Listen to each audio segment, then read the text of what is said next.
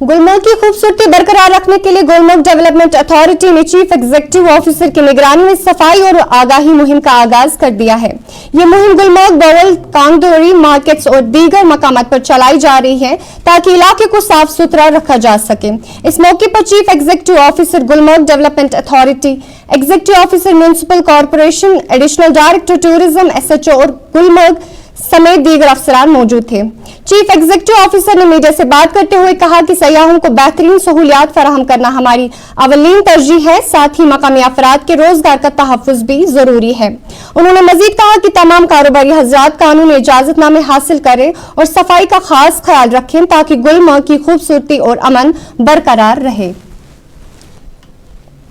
गुलमर्ग की अपनी एक पहचान है टूरिज्म के हवाले से, तो आज गुलमर्ग डेवलपमेंट अथॉरिटी ने गुलमर्ग जो यहाँ डिस्ट्रिक्ट एडमिनिस्ट्रेशन के officers, police administration, municipal committee Gulmarg, stakeholder के साथ मिलके आज हमने एक सैनिटेशन ड्राइव किया।